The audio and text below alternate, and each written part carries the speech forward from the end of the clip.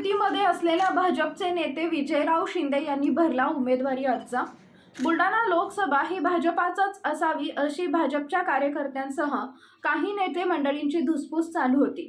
आता मात्र भाजपचे नेते विजयराव शिंदे यांनी आपले नामांकन अर्ज दाखल केला असल्यामुळे पुन्हा एकदा बुलढाणा लोकसभेची उमेदवारी ही एक चर्चेचा विषय ठरत आहे।